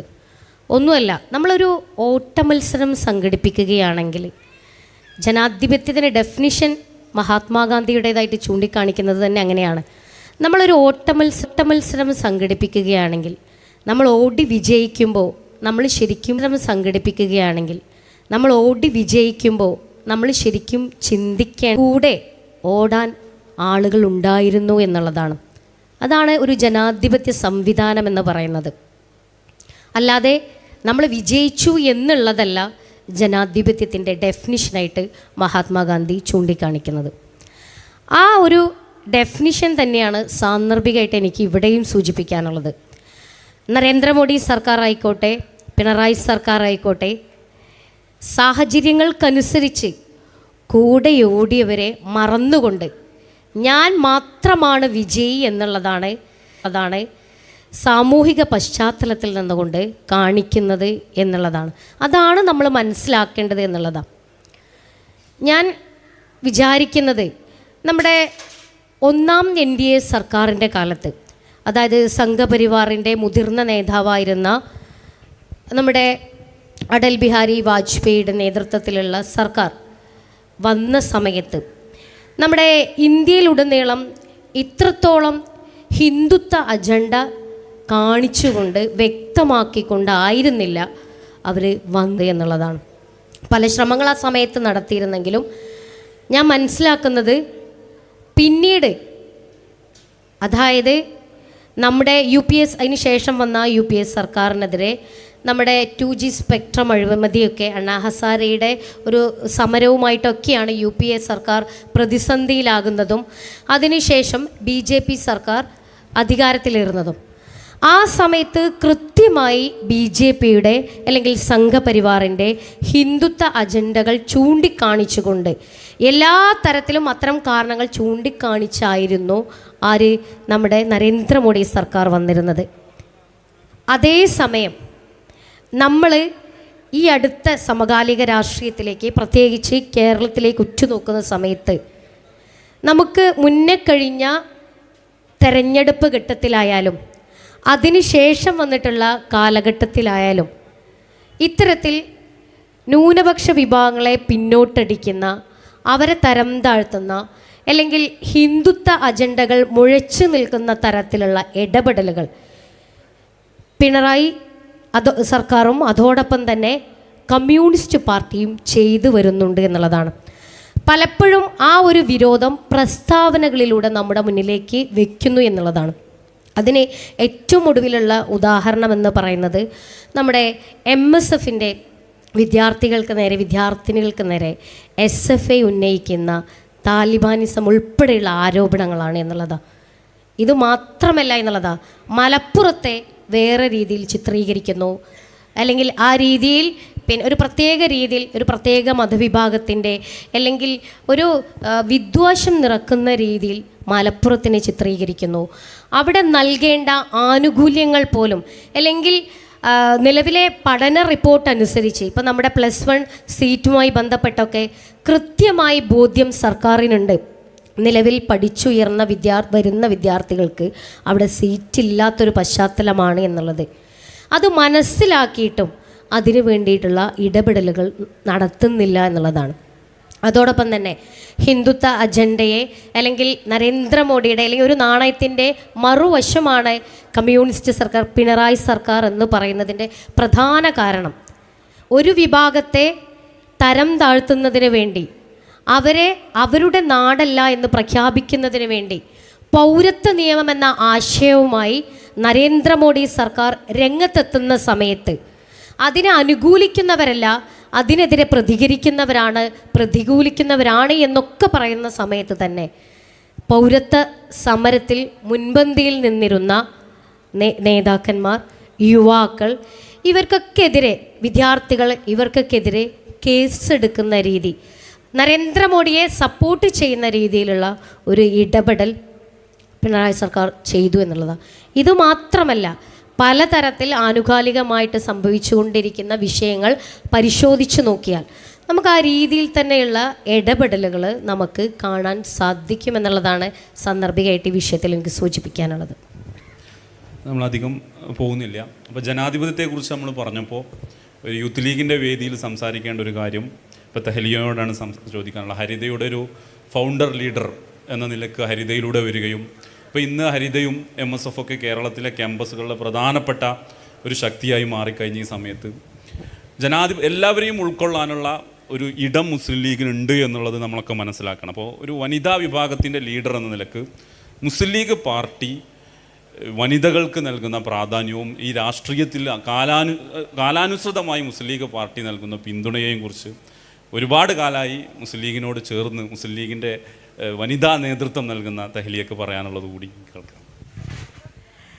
ഈ ചോദ്യം നമ്മളെ തന്നെ ഒരു പരിപാടിയിൽ വീണ്ടും വീണ്ടും കേൾക്കേണ്ടി വന്നതിലുള്ള ഒരു എന്താ പറയുക പ്രയാസം ഞാൻ പറയാം. പക്ഷെ അത് ഉത്തരം പറയേണ്ടത് കൂടി കേട്ടോ. ഈ ചോദ്യം ഇവിടുന്ന് വരികയും വേണം, ഇവിടെ ഉത്തരം പറയുകയും വേണം. നിങ്ങൾ ശ്രദ്ധിച്ചിട്ടുണ്ടാവും, എവിടൊക്കെ സ്ത്രീകളെ കണ്ടിട്ടില്ലെങ്കിലും അപ്പം വിളിക്കുക ലീഗിനെയാണ്. ഫോൺ നമ്പർ കയ്യിലുള്ളതുകൊണ്ട് നമ്മളൊക്കെ വിളിക്കും. നിങ്ങൾ സ്ത്രീ പ്രാതിനിധ്യത്തിൽ വളരെ പിന്നിലാണ്, നിങ്ങൾ പിന്തിരിപ്പന്മാരാണ്, പുരുഷാധിപത്യ സംഘടനയാണ് എന്നൊക്കെ നിരന്തരമായിട്ട് വിളിക്കുകയും പറയുകയും ചെയ്യുന്നത് നമ്മൾ കേട്ടിട്ടുണ്ട്. 2012 സെപ്റ്റംബർ 11 ഹരിത എന്ന് പറഞ്ഞൊരു സംഘടന ഉണ്ടാവുന്നത്. ഹരിതയുടെ രൂപീകരണത്തിന് ശേഷം കാലിക്കറ്റ് യൂണിവേഴ്സിറ്റിയുടെ യൂണിയനിൽ MSF വിജയിക്കുന്നുണ്ട്. സെനറ്റിലേക്ക് പെൺകുട്ടികൾ വിജയിച്ച് കയറുന്നുണ്ട്. എന്തിനിപ്പം കാലിക്കറ്റ് യൂണിവേഴ്സിറ്റിയുടെ അമരത്ത് ഷിഫാന എന്ന് പറയുന്ന ഒരു പെൺകുട്ടിയായിരിക്കുന്നത്. ചരിത്രപരമായിട്ടുള്ള ഒരു അടയാളപ്പെടുത്തലാണത്. ഇനി ഈ ഹരിത കേരളത്തിലെ MSF ഉള്ള എല്ലാ സ്ഥലങ്ങളിലും ഉണ്ട്. എന്തിനാ ഹരിത എന്നൊക്കെ പലരും ചോദിക്കുന്നുണ്ട്. പെൺകുട്ടികൾക്ക് മാത്രമായിട്ട് ഇരിക്കാനുള്ള ഇടം, പരസ്പരം കമ്മ്യൂണിക്കേറ്റ് ചെയ്യാനുള്ള അവകാശം, അത് MSFന് ചെയ്തുകൂടെന്ന് ചോദിച്ചാൽ ചെയ്യാൻ പറ്റും. പക്ഷെ അതിനപ്പുറത്തേക്ക് ഒന്നുകൂടെ ഒരു സ്വതന്ത്ര ചിന്തയോട് കൂടിയിട്ട് ഇടപെടാൻ, പ്രശ്നങ്ങളെക്കുറിച്ച് സംസാരിക്കാനൊക്കെയുള്ള, അല്ലെങ്കിൽ അതിനകത്ത് നിന്നുകൊണ്ട് ക്രിയേറ്റീവായിട്ടുള്ള കാര്യങ്ങളെ കൂട്ടിച്ചേർക്കാൻ, MSFലേക്ക് കൂട്ടിച്ചേർക്കാനൊക്കെയുള്ള ഇടപെടൽ ഹരിത നടത്തുന്നുണ്ട്. ഇന്ന് ഹരിതയ്ക്ക് പകരമായിട്ട് കേരളത്തിലെ ക്യാമ്പസുകളിൽ ഏത് സംഘടനയാണ് ഉള്ളത് എന്നൊന്ന് പരിശോധിച്ച് നോക്കണം. പകരം വെക്കാൻ മറ്റൊരു സംഘടന ഇല്ല എന്ന് തന്നെയാണ് എൻ്റെ അറിവ്, എൻ്റെ പഠനം, എൻ്റെ ബോധ്യം. ഇനി അത് കഴിഞ്ഞ് നിങ്ങൾ നോക്കൂ, വനിതാ ലീഗ് ഏറ്റവും ആക്റ്റീവായിട്ട് മുസ്ലിം ലീഗിൻ്റെ കീഴിൽ നിന്നുകൊണ്ട് പല തരത്തിലുള്ള പരിപാടികളിൽ ലീഗിനെ സഹായിച്ചും അല്ലാതെ ഒറ്റയ്ക്കും ഒക്കെ പല പരിപാടികളും വനിതാ ലീഗിൻ്റെ നേതൃത്വത്തിൽ നടത്തി വരുന്നുണ്ട്. ഇനി ഇതൊന്നുമല്ല ഹിസ്റ്ററി. ഇപ്പം ലീഗിൻ്റെ ദേശീയ കമ്മിറ്റിയിൽ 2 സെക്രട്ടറിമാരായിട്ട് 2 വനിതകൾ വന്നു എന്നുള്ളത് ചരിത്രപരമായിട്ടുള്ള കാര്യമാണ്. CPM കഴിഞ്ഞ ദിവസം ഡൽഹിയിൽ സമ്മേളനം നടത്തിയല്ലോ. അവരുടെ സെക്രട്ടേറിയറ്റിലേക്ക് എത്ര സ്ത്രീകൾ എടുക്കാൻ പറ്റി? ആ പാവം ശ്രീമതി ടീച്ചറെ പോലും ഒരു പരിഗണിച്ചിട്ടില്ല. പോയി കുറേ അവിടെ നിന്നിരുന്നു, പരിഗണിച്ചിട്ടില്ല എന്നുള്ളതല്ലേ വസ്തുത. അപ്പം ഇങ്ങനെ പരിഗണനയുടെ കാര്യം വരുമ്പോൾ വേഗം വിളിക്കുക ലീഗിനെയാണ്. CPMൽ പോയി നോക്കിയാൽ കാണാൻ പറ്റില്ല നിങ്ങൾക്ക്. അവരുടെ പല പരിപാടികളിലും ഈ സാന്നിധ്യമില്ല. നമ്മൾ പറഞ്ഞ് പഠിപ്പിക്കാനും അടിച്ച് നന്നാക്കാനുമുള്ള ശ്രമങ്ങളാണ് ഇവർ നടത്തിക്കൊണ്ടിരിക്കുന്നത്. ഇനി യൂത്ത് ലീഗിൻ്റെ കാര്യം പറയാം. യൂത്ത് ലീഗിൻ്റെ മെമ്പർഷിപ്പ് കാലമാണ് ഇപ്പം നടന്നുകൊണ്ടിരിക്കുന്നത്. അതിൻ്റെ പഞ്ചായത്ത് സമ്മേളനത്തിലാണ് നമ്മൾ ഇരിക്കുന്നത്.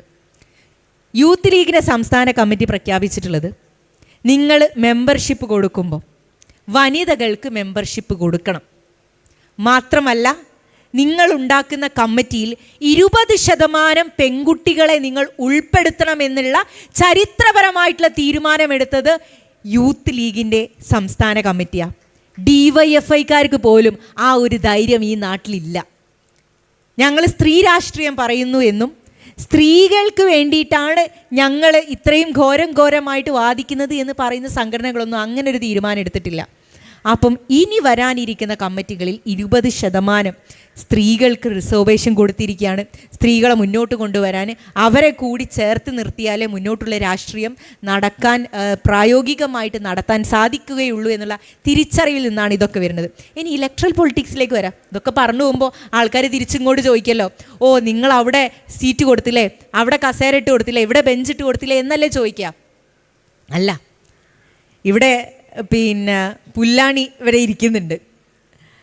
ഇവർ സ്റ്റാൻഡിംഗ് കമ്മിറ്റി ചെയർപേഴ്സണാണ്. അപ്പം കേരളത്തിലെ ത്രിതല പഞ്ചായത്തുകളിൽ റിസർവേഷൻ കൊണ്ടുവരുമെന്ന് പറഞ്ഞ സമയത്ത് ആൾക്കാർ പറഞ്ഞത് ഇവർക്ക് ആളെ കിട്ടാനുണ്ടാവില്ല എന്ന്. പേരുണ്ടാവില്ല, ഡ്രൈവിംഗ് സീറ്റിൽ ഭർത്താക്കന്മാരിയ്ക്കും എന്നാണ് പറഞ്ഞത്. അങ്ങനെ ഡ്രൈവിംഗ് സീറ്റിൽ ഭർത്താക്കന്മാരിയ്ക്കുമെന്നൊക്കെ പറഞ്ഞ സ്ഥലത്താണ് സുഹറ മമ്പാടിനെ പോലെയുള്ള ജില്ലാ പഞ്ചായത്ത് പ്രസിഡൻ്റ് ഉണ്ടാവുന്നത്. ഏറ്റവും മികച്ച ജില്ലാ പഞ്ചായത്ത് പ്രസിഡൻറ്റിനുള്ള അവാർഡ് ഏറ്റുവാങ്ങിയിട്ടുള്ള വ്യക്തിയാണ് സുഹറ മമ്പാട്. ഒരുപാട് മാറ്റങ്ങൾ കേരളത്തിലെ പഞ്ചായത്ത് തലങ്ങളിൽ, ത്രിതല പഞ്ചായത്ത് തലങ്ങളിൽ സ്ത്രീകൾ നേരിട്ട് നടത്തുന്ന പല പദ്ധതികളും നിങ്ങൾക്ക് കാണാൻ പറ്റും. ചെയർമാൻ പോസ്റ്റുകളിൽ ഇരിക്കുന്ന, എന്തിനിപ്പം ഈ റിസർവേഷനൊന്നും ഇല്ലെങ്കിൽ തന്നെ ഇല്ലാതെ പോലും ഏറ്റവും അമരത്തിരിക്കുന്ന ജനറൽ പോസ്റ്റിൽ മത്സരിച്ച് ജയിക്കുന്ന സ്ത്രീകൾ ലീഗിലുണ്ട് എന്നുള്ളത് നമ്മളെ സവിശേഷതയാണ്. അപ്പം അങ്ങനെയൊന്നും മാറ്റി നിർത്താൻ പറ്റുന്ന ഇലക്ട്രൽ പൊളിറ്റിക്സിലുണ്ട്. ഇനി നിങ്ങൾക്കറിയാം, കഴിഞ്ഞ തവണ നൂർബിന റഷീദ്, അതിനു മുമ്പ് കമറുന്നീസ അൻവർ ഉൾപ്പെടെയുള്ള ആളുകളൊക്കെ അസംബ്ലിയിലേക്ക് മത്സരിച്ചിരുന്നു. അതുകൊണ്ട് ഞങ്ങളുടെ എണ്ണത്തിൽ നിന്നുകൊണ്ട് ഞങ്ങൾക്ക് നൽകുന്ന അനുവദിക്കപ്പെട്ടിട്ടുള്ള പ്രത്യേകമായിട്ടുള്ള ആ സീറ്റിൽ നിന്നുകൊണ്ട് സ്ത്രീകളെ പങ്കാളിത്തം ഉറപ്പുവരുത്താൻ ലീഗ് ശ്രമിക്കുന്നുണ്ട്. എന്നാലും നമ്മൾ പറയുന്നുണ്ട് കൂടുതൽ പ്രാതിനിധ്യം വേണമെന്ന ആവശ്യം ഉന്നയിക്കാറുണ്ട്. അതിനനുസരിച്ച് പാർട്ടി പരിശോധിച്ചുകൊണ്ടുള്ള ഇടപെടൽ നടത്താറുണ്ട്. അപ്പോൾ ലീഗിനെ കുറിച്ച് കുറ്റം പറയുന്നവർ സ്വയം ഒന്ന് പരിശോധന നടത്തുന്നത് നല്ലതാണ് എന്നാണ് ആ കാര്യത്തിലുള്ള മറുപടി. അതെ, അപ്പോൾ ഈ ഒരു ചോദ്യത്തിൻ്റെ പ്രസക്തി അതുതന്നെയാണ്. മുസ്ലിം ലീഗ് പാർട്ടി ഒരു ന്യൂനപക്ഷങ്ങൾക്ക് വേണ്ടിയിട്ടുള്ള ഒരു സ്വത്വരാഷ്ട്രീയം കൈകാര്യം ചെയ്യുന്ന ഒരു പാർട്ടി ആയിട്ട് പോലും അതിൻ്റെ ആശയങ്ങളിൽ നിന്ന് ഉറച്ചു നിന്നുകൊണ്ട് തന്നെ എല്ലാവരെയും ഉൾക്കൊള്ളാനുള്ള വലിയൊരു ഇടം മുസ്ലിം ലീഗ് പാർട്ടിക്ക് ഉണ്ട് എന്നുള്ളതിൻ്റെ തെളിവാണ് ഇപ്പോൾ തെഹലിയ അവിടെ സംസാരിച്ചത്. എല്ലാവരെയും കൂടെ നിർത്താൻ, ദളിത് വിഭാഗത്തെ കൂടെ നിർത്താൻ, വനിതകളെയും എല്ലാ വിഭാഗത്തെയും ചേർത്ത് നിർത്താനുള്ള കൃത്യമായ അജണ്ട മുസ്ലിം ലീഗിനുണ്ട്. അത് കൃത്യമായിട്ട് തന്നെയാണ് നടപ്പിലാക്കുന്നത് എന്ന് നമുക്ക് മനസ്സിലാക്കാൻ പറ്റും. ഇപ്പോൾ പറഞ്ഞപ്പോൾ ജനറൽ സീറ്റിൽ വിജയിച്ചിട്ടുള്ള പ്രസിഡൻ്റൊക്കെ ആയിട്ടുള്ള ആളാണ് ഇപ്പോൾ സംസിയ സുബൈർ ഇവിടെ ഇരിക്കുന്നുണ്ട്. ജനറൽ സീറ്റിൽ മെമ്പറായിട്ടുള്ള ആൾ പോലെയാണ്. അപ്പോൾ അവർ മുന്നിൽ തന്നെ. പിന്നെ ഒരു കാര്യം കൂടി എനിക്ക് അഡീഷണലായിട്ട് പറയണമെന്ന് തോന്നുന്നു കേട്ടോ. അതായത് ലീഗിൻ്റെ ചരിത്രം പരിശോധിച്ച് നോക്കിയാൽ നമ്മൾ ഇപ്പോഴൊക്കെ ഇവരെവിടെ പോയി എന്ന് ചോദിക്കുന്ന ആൾക്കാരെ ലീഗിൻ്റെ ചരിത്ര പുസ്തകം ഒന്ന് വായിച്ചു നോക്കിയാൽ നമ്മളുടെയൊക്കെ സാന്നിധ്യം കാണാൻ പറ്റും. അതാ ഞാൻ നിങ്ങളോട് നേരത്തെ പറഞ്ഞത്. ഇന്ത്യയുടെ ഭരണഘടനാ അസംബ്ലിയിൽ 15 വനിതകൾ ഉണ്ടായിരുന്നു. 15 വനിതകൾ. അതിൽ ലീഗിൻ്റെ റെപ്രസെൻറ്റേഷൻ ഉണ്ട്. ലീഗ് എന്ന് പറയുന്നത് ഒരു ചെറിയ പാർട്ടിയാണെന്ന് പറയുന്നുണ്ട് എങ്കിൽ ഇന്ന് ഇന്ത്യ നിലനിൽക്കുന്നതിൻ്റെ പ്രധാന കാരണമായിട്ടുള്ള ഭരണഘടനാ അസംബ്ലിയിൽ നമ്മളെ പ്രതിനിധീകരിച്ചുകൊണ്ട് ഒരു സ്ത്രീ ഉണ്ടായിട്ടുണ്ട്. ഇനി ഇതിനു മുമ്പ് നമ്മൾ ഈ പറയുന്ന സ്വാതന്ത്ര്യ സമര കാലഘട്ടത്തിൽ സമരം നയിക്കാൻ വേണ്ടിയിട്ട് നമ്മളിടയിൽ നിന്ന് സ്ത്രീകൾ ഉണ്ടായിട്ടുണ്ടേ. തട്ടമിട്ടിട്ടുള്ളവരുണ്ട്, ഹിജാബ് ധരിച്ചവരുണ്ട്, നിക്കാബ് ധരിച്ച ആൾക്കാരുണ്ട്. എത്ര ആളുകൾ ഉണ്ടായിട്ടുണ്ട്. ഇനി സ്വാതന്ത്ര്യത്തിന് ശേഷം ലീഗിൻ്റെ തന്നെ പ്രധാനപ്പെട്ട പോസ്റ്റ്, വനിതാ ലീഗ് അല്ലട്ടോ, ഹലീമ ബീവിയെ പോലെയുള്ള ആളുകൾ നേതൃത്വം നൽകിയിരുന്ന പാർട്ടിയാണ് ഇന്ത്യൻ യൂണിയൻ മുസ്ലിം ലീഗ്. വനിതാ ലീഗ് അല്ല, ലീഗിന് നേതൃത്വം നൽകിയിരുന്ന. അപ്പോൾ അങ്ങനെയൊക്കെയുള്ള ചരിത്രപരമായിട്ടുള്ള കാര്യങ്ങളുണ്ട്. എവിടെയെന്ന് ചോദിക്കുന്നവർ ഒന്ന് പുസ്തകം എടുത്ത് വായിച്ചാൽ തീരാവുന്ന പ്രശ്നം ഇതിലുള്ളൂ. അപ്പോൾ സമയം കുറച്ചധികമായി അടുത്തൊരു സെക്ഷനും കൂടിയുണ്ട്. മനോഹരമായിട്ടാണ് 2 അതിഥികളും നമ്മോട് സംസാരിച്ചത്.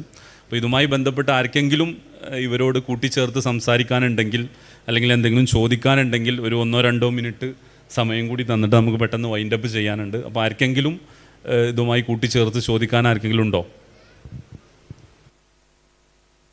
മൈക്ക് തരും.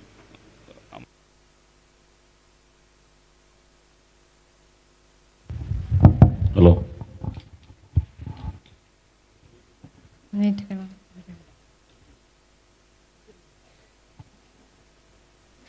ഹലോ,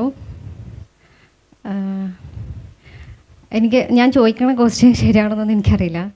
പക്ഷേ എനിക്കുണ്ടായിരുന്നൊരു ഡൗട്ട് ഞാൻ ചോദിക്കുകയാണ്. അപ്പം പല ജോലി ഫീൽഡുകളുണ്ടല്ലോ, ഓരോ ഇൻഡസ്ട്രി. അപ്പോൾ അവിടെ ഇപ്പോൾ എൻ്റെ ഒരു അനുഭവമാണ്. ഞാൻ ഒരു സ്ഥലത്ത് അങ്ങനെ ചോദിച്ചപ്പോൾ ഞാൻ അങ്ങനെ ചോദിച്ചത് സ്ത്രീകൾക്ക് എത്രത്തോളം സെക്യൂറാണ് ഈ ഇൻഡസ്ട്രി എന്നുള്ളത്. അപ്പോൾ എനിക്ക് കിട്ടിയ മറുപടി ഇങ്ങനെയാണ്, ഇല്ല ഇപ്പോൾ ബോയ്സ് ഗേൾസ് അങ്ങനെ വ്യത്യാസമൊന്നുമില്ല, എല്ലാവർക്കും എന്താ പറയുക ഒരേപോലെയാണ് എല്ലാവരും ജോലി ചെയ്യുന്നത്. അങ്ങനെയാണ് എനിക്ക് കിട്ടിയ മറുപടി. അപ്പോൾ ഈ രാഷ്ട്രീയത്തിൽ എങ്ങനെയാണ് സ്ത്രീകൾ ന്യൂനപക്ഷമാവുന്നത്? രാഷ്ട്രീയത്തിൽ മാത്രമല്ല സ്ത്രീകൾ ന്യൂനപക്ഷം എന്നാണ് ഞാൻ വിശ്വസിക്കുന്നത്. എല്ലാവർക്കും ഒരേപോലെ ഒക്യുപ്പൻസി തരുന്ന സ്ഥലങ്ങളിലൊക്കെ നമ്മളുടെ സവിശേഷമായിട്ടുള്ള ചില പ്രത്യേകതകൾ കാരണം ഒരു സ്പെഷ്യൽ അറ്റൻഷൻ്റെ ആവശ്യം നമുക്കുണ്ട്. അതുകൊണ്ടാണ് ഇപ്പോൾ വർക്കിംഗ് പ്ലേസിലൊക്കെ ഇപ്പോൾ നിങ്ങൾ ചോദിച്ച പോലെ നമുക്ക് പല ഇൻഡസ്ട്രിയിൽ പോകുമ്പോഴും ഒരു സ്പെഷ്യൽ അറ്റൻഷൻ നമുക്ക് ആവശ്യമുണ്ട്. അതെനിക്ക് ഫീൽ ചെയ്തിട്ടുണ്ട്. പക്ഷേ എനിക്ക് കിട്ടിയ മറുപടി അങ്ങനെ അല്ലായിരുന്നു. അങ്ങനെ വ്യത്യാസമൊന്നുമില്ല എന്നാണ് എന്നോട് പറഞ്ഞത്. ഇതിന് വേറൊരു കാര്യം കൂടെ ഞാൻ പറഞ്ഞുതരാം. ഈ അടുത്ത ദിവസമാണ് ബഹുമാനപ്പെട്ട സുപ്രീം കോടതി സൈന്യത്തിൽ ആളുകൾക്ക് ഈ ഇൻഡിഫറൻസ് പാടില്ല എന്നുള്ള ഒരു വിധി പ്രസ്താവിച്ചത്. നിങ്ങൾ ആലോചിച്ച് നോക്കൂ, എന്നുണ്ടാക്കിയിട്ടുണ്ട് ഇന്ത്യൻ ഭരണഘടന. ആ ഭരണഘടന ഉണ്ടാക്കിയിട്ടും ഇന്ത്യൻ സൈന്യത്തിൽ പുരുഷന്മാർക്ക് ഉള്ള പോലെ ആയിരുന്നില്ല സ്ത്രീകൾക്ക്, വനിതകളായിട്ടുള്ള സൈന്യത്തിൽ ജോലി ചെയ്യുന്ന ഓഫീസേഴ്സിന് ഉണ്ടായിട്ടുള്ള നിയമങ്ങൾ. അവർക്ക് റിട്ടയർമെൻറ്റിൻ്റെ ഏജ് കുറച്ചുകൂടെ നേരത്തെ ആയിരുന്നു വനിതകളായിട്ടുള്ള ഓഫീസേഴ്സിന്, പുരുഷന്മാർക്ക് അങ്ങനെയല്ലായിരുന്നു. ഈ ഒരു വ്യത്യാസം ഈ അടുത്ത കാലത്താണ് സുപ്രീം കോടതി പരിശോധിച്ചുകൊണ്ട് ഈക്വാലിറ്റി എന്ന് പറയുന്ന പേഴ്സ്പെക്റ്റീവിലേക്ക് കൊണ്ടുവന്നത്. അപ്പോൾ യഥാർത്ഥത്തിൽ സ്ത്രീ പുരുഷൻ എന്ന് പറയുന്ന ഒരു വ്യത്യസ്തതയിൽ നിന്നുകൊണ്ട് സ്ത്രീകൾക്ക് നേരെയുള്ള അതിക്രമങ്ങൾ നടക്കുന്നത്, പ്രത്യേകിച്ച് നമ്മളൊക്കെ നിങ്ങൾക്കറിയാം, ഒരു ജോലിയുള്ള സ്ഥലത്തേക്ക് എത്തിയാൽ ഒരു അമ്മയുടെ ജീവിതത്തിൽ ഉണ്ടാകുന്ന സംഘർഷങ്ങൾ, മാറ്റങ്ങൾ, ശാരീരികമായിട്ടുള്ള വ്യത്യാസം. അപ്പോൾ എല്ലായ്പ്പോഴും ഒരു സ്പെഷ്യൽ അറ്റൻഷൻ ആൻഡ് കെയർ വേണ്ടിയ ആളുകളാണ്. വൾണറബിൾ കമ്മ്യൂണിറ്റിയാണ്, ഒരു വൾണറബിൾ കമ്മ്യൂണിറ്റിയാണ് എന്നുള്ള അർത്ഥത്തിൽ സ്പെഷ്യൽ അറ്റൻഷനും സ്പെഷ്യലായിട്ടുള്ള ഒരു ഫോക്കസും ഈ വിഭാഗത്തിന് വേണ്ടിയിട്ടുണ്ട്. അതുകൊണ്ടാണ് ജോലി സ്ഥലങ്ങളിൽ പോഷ് ആക്ട് വരുന്നത്. പോഷ് ആക്ട് കേട്ടിട്ടുണ്ടോ?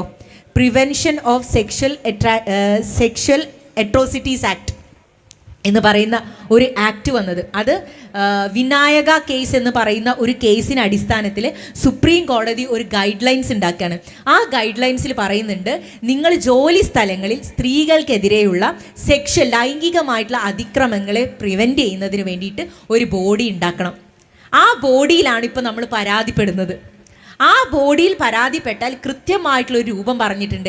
ആ രൂപത്തിലൂടെ കാര്യങ്ങൾ പോകണം എന്നൊക്കെ പറഞ്ഞ് സ്പെഷ്യൽ അറ്റൻഷൻ ആൻഡ് കെയർ അടിസ്ഥാനപ്പെടുത്തിയിട്ടാണ് ഈ പറയുന്ന ആർട്ടിക്കിൾ 15 ഒക്കെ പ്രിവിലേജിന് പുറത്താണ് അത്തരത്തിലുള്ള കാര്യങ്ങൾ ഉണ്ടാകുന്നത്. അപ്പോൾ അതുകൊണ്ട് തന്നെ സ്ത്രീകൾ മൈനോറിറ്റീസ് ആണ് എന്നുള്ളതിൽ തർക്കമൊന്നുമില്ല. അവർക്ക് നൽകപ്പെടുന്ന അവകാശങ്ങൾ നൽകിയിട്ടില്ല എങ്കിൽ അത് കൊണ്ടുപോകാൻ ഇവിടെ സമർത്ഥരായിട്ടുള്ള ആളുകൾ ഇരിക്കുന്നു എന്നുള്ളത് കൊണ്ട് തന്നെ റിസർവേഷൻ അനിവാര്യമാണ്. അപ്പോൾ ആ അനിവാര്യതയിലാണ് കാര്യങ്ങൾ നടക്കുന്നത്. അതിൽ ഞാനൊന്ന് ഇടപെടുന്നുണ്ട്. നിലവിൽ ആ ചോദ്യത്തിൽ തന്നെ അതിന് ഉത്തരമുണ്ട് എന്നുള്ളതാണ്. ശരിക്കും പറയുകയാണെന്നുണ്ടെങ്കിൽ ഞാനൊരു മാധ്യമ പ്രവർത്തക കൂടിയാണ്. നിലവിൽ പ്രിയപ്പെട്ട തെഹ്ലിയ പറഞ്ഞ പോലെ തന്നെ മാധ്യമ മേഖലയിൽ നിങ്ങളൊക്കെ മുഖ്യധാരാ മാധ്യമങ്ങൾ പരിശോധിച്ച് നോക്കിയാൽ കാണാം, പ്രത്യേകിച്ച് നമ്മുടെ സമുദായത്തിൽ നിന്നുള്ള റിപ്പോർട്ടേഴ്സോ റീഡേഴ്സിനെ ഒന്നും കാണാൻ സാധിക്കില്ല. അത് ശരിക്കും നമ്മുടെ വിഭാഗത്തിൽ നിന്ന് കഴിവുള്ള, മികവുള്ള, പ്രകടിപ്പിക്കാൻ ശേഷിയുള്ള കുട്ടികളില്ലാത്തത് കൊണ്ടല്ല. കാരണം അവിടെ കുറേ പ്രയാസങ്ങൾ ആ മേഖലയിൽ, പ്രത്യേകിച്ച് നമ്മുടെ സമുദായത്തിലെ കുട്ടികൾക്ക് ഉണ്ടാകുന്നുണ്ട് എന്നുള്ളതാണ് എൻ്റെ ജീവിതാന്തരീക്ഷത്തിൽ ഞാൻ മനസ്സിലാക്കിയിട്ടുള്ളത്. ശരിക്കും പറയുകയാണെങ്കിൽ മാധ്യമപ്രവർത്തനവുമായി ബന്ധപ്പെട്ട് ഇതുപോലെ വ്യത്യസ്ത മേഖലകളുണ്ട്. നമുക്ക് തട്ടമിട്ടുകൊണ്ട് വാർത്ത വായിക്കാനുള്ള ഒരു അവസരം നൽകുന്നില്ല, അല്ലെങ്കിൽ വാർത്ത അവതരിപ്പിക്കാൻ എപ്പോഴും തട്ടമിട്ട കുട്ടികളെ ഡെസ്കിൽ സ്ക്രിപ്റ്റ് തയ്യാറാക്കുന്നതിലോ അല്ലെങ്കിൽ എപ്പോഴും ബാക്കിലേക്ക് പോകുന്ന അവസ്ഥ നിലവിലെ സാഹചര്യത്തിൽ നമ്മുടെ മാധ്യമ മേഖലയിൽ നിലവിലുണ്ട്. അതൊരു പ്രശ്നമായിട്ടോ പരാതിയായിട്ടോ ഉയരുന്നില്ല എന്നുള്ളതാണ് വസ്തുത. അതേസമയം തന്നെ സൂചിപ്പിക്കാനുള്ളത്, ഇവരൊക്കെ ഒരു സേഫ് സോണിലേക്ക് മാറുകയാണ് ചെയ്യാറുള്ളത്, ഞാൻ ഉൾപ്പെടെ. കാരണം നമുക്ക് ആ ഒരു ഫീൽഡിനോടുള്ള ഒരു പാഷൻ ഉണ്ട്, ഒരു ഇഷ്ടമുണ്ട്. അതിൻ്റെ ഭാഗമായിട്ട് എനിക്ക് കംഫർട്ടായിട്ടുള്ള, അപ്പം ഞാൻ തിരഞ്ഞെടുത്തിട്ടുള്ളത് നമ്മുടെ ഇഷ്ടപ്പെട്ട രീതിയിൽ തട്ടമിട്ടുകൊണ്ട് തന്നെ സംസാരിക്കാനും പ്രകടിപ്പിക്കാനും കഴിയുന്ന തരത്തിലുള്ള ഒരു മാധ്യമ സ്ഥാപനം തിരഞ്ഞെടുത്തു എന്നുള്ളതാണ്. എൻ്റെ കൂടെ മാധ്യമപ്രവർത്തനം താല്പര്യപ്പെട്ടുകൊണ്ട് പഠിച്ചിരുന്ന നിരവധി കുട്ടികളെ തട്ടമുപേക്ഷിച്ചുകൊണ്ട് ഈ മേഖലയിൽ ഏറ്റവും മികച്ച മാധ്യമങ്ങളിൽ പ്രവർത്തിക്കുന്നുണ്ട് എന്നുള്ളതും വസ്തുതയാണ്. പലപ്പോഴും അത് ചർച്ചയാകുന്നില്ല, അല്ലെങ്കിൽ പരാതികൾ ഉയരുന്നില്ല, അല്ലെങ്കിൽ അതുമായി ബന്ധപ്പെട്ട് ഏറ്റവും സേഫായിട്ടുള്ള നിയമങ്ങൾ ഉണ്ടാകുന്നുണ്ട് എന്നുണ്ടെങ്കിലും എപ്പോഴും ഇത്തരം മേഖലകളിലെ ജോലി സ്ഥാപനങ്ങളിലൊക്കെ നമ്മൾ ന്യൂനപക്ഷമായി അല്ലെങ്കിൽ ഏറ്റവും കുറവ് എണ്ണമായി മാറുകയും അല്ലെങ്കിൽ ആ മേഖലയിൽ നിന്ന് മാറ്റി നിർത്തപ്പെടുകയും ചെയ്യുന്നുണ്ട് എന്നുള്ളതാണ് സാന്ദർഭികമായിട്ട് അതിൽ സൂചിപ്പിക്കാനുള്ളത്. അല്ല, ഒരു കാര്യം കൂടി. ഓക്കെ, നിങ്ങൾ എന്ത് ചെയ്യാ? ജോലി ചെയ്യാണോ? അല്ല, ഞാൻ ഇപ്പോൾ ഏവിയേഷൻ പഠിച്ചുകൊണ്ടിരിക്കുക. ആണോ? വാവ്, ആഹാ, വെരി ഗുഡ്. ഒരു കാര്യം കൂടി പറയാനുള്ള എൻ്റെ അനുഭവം, ഞാൻ ഒരു കാലത്ത് ചിന്തിച്ചിരുന്ന കാര്യമാണ് പറയണത്. രാഷ്ട്രീയം എന്ന് പറഞ്ഞാൽ എന്താ പറയുക, അഴിമതി നടക്കുന്ന ഒരു ലോകം, അതായിരുന്നു എനിക്ക് രാഷ്ട്രീയം. പിന്നെ രണ്ടാമത്, ഇപ്പോൾ മുസ്ലിം മതം അനുസരിച്ച് ജീവിക്കുന്ന ആൾക്കാർ അല്ലെങ്കിൽ 5 വക്ത് നിസ്കരിക്കുന്ന ആൾക്കാർ മതഭ്രാന്തന്മാരാണെന്നുള്ളതാണ് ഞാൻ കേൾക്കാനിടയായിട്ടുള്ളത് ചില ആളുകളുടെ അടുത്തുനിന്ന്. അപ്പോൾ അങ്ങനെയൊക്കെയുള്ള ചിന്തയിൽ പെട്ടുപോകുന്ന കുട്ടികളോട് എന്താ പറയാനുള്ളത്? രാഷ്ട്രീയം ഇല്ല, മതമില്ല, ഒന്നുമില്ല. ഇത് നല്ലൊരു ചോദ്യമാണ്. ശരിക്ക് നമ്മളിങ്ങനെ പലതും കേൾക്കുന്നുണ്ട്. ഇതെവിടുന്നാ കേൾക്കുന്നത് എന്നുള്ള ഒരു പോയിന്റ് ഒന്ന് ശ്രദ്ധിച്ചു നോക്കിയാൽ നമുക്ക് മനസ്സിലാക്കാൻ പറ്റുക, നമ്മളെ ചുറ്റുവട്ടത്ത് നിന്ന് നമ്മളിവിടെ നിന്ന് അബോളിഷ് ചെയ്യാനുള്ള അല്ലെങ്കിൽ മാറ്റാനുള്ള ആൾക്കാരാണ് ഇതിങ്ങനെ നിരന്തരമായിട്ട് നമ്മളെ കുട്ടികളുടെ ചെവിയിൽ കൊണ്ടുവന്നിടുന്നത്. നിങ്ങളോടൊക്കെ അങ്ങനെ പറയാൻ വന്നാൽ നിങ്ങൾക്ക് മറുപടി കൊടുക്കാനുണ്ടാവും.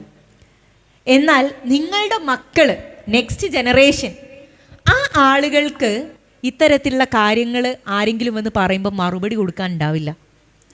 അവരുടെ അറിവ് പരിമിതപ്പെട്ടതായിരിക്കും. അവരിതിനെക്കുറിച്ച് ചിന്തിക്കാൻ സമയമില്ല.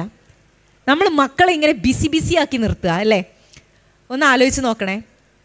നമ്മൾ സ്കൂളിൽ കൊണ്ടുപോയി ചേർത്തതിന് ശേഷം കുട്ടി എപ്പോഴൊന്ന് ഫ്രീ ആവുന്നത്? ഫുള്ള് പഠിത്തവും പരീക്ഷയും. അതിൻ്റെ ഇടയിൽ രാഷ്ട്രീയപരമായിട്ട് ചിന്തയ്ക്ക് സമയമില്ല. അവർക്ക് ചുറ്റുവട്ടത്ത് കാണുന്ന കാര്യങ്ങളെ ഒന്ന് അപഗ്രഥിച്ച് നോക്കാൻ സമയമില്ല. അപ്പോൾ ഈ പറയുന്ന ആളുകളുടെ അടുത്തേക്ക് വന്ന് ഇത്തരത്തിലുള്ള കാര്യങ്ങൾ പറയുമ്പം പാവപ്പെട്ട നമ്മളുടെ മക്കൾ അത് ശരിയാണല്ലോ എന്നുള്ള അടിസ്ഥാനത്തിൽ അതിലേക്ക് പോകുന്നുണ്ട്, വഴിതെറ്റി പോകുന്നുണ്ട്. അപ്പം അങ്ങനെയുള്ള ആളുകൾ യഥാർത്ഥത്തിൽ അനുഭവങ്ങൾ വരുമ്പോൾ, ഇപ്പം നിങ്ങളൊന്ന് ആലോചിച്ച് നോക്കൂ, ഫലസ്തീനിൽ നിങ്ങൾ കാണുന്നില്ലേ? ഫലസ്തീനിൽ സ്കൂളില്ല, കോളേജില്ല, ഭക്ഷണമില്ല, പട്ടിണി കിടന്ന് മനുഷ്യന്മാർ മരിക്കുകയാണ്.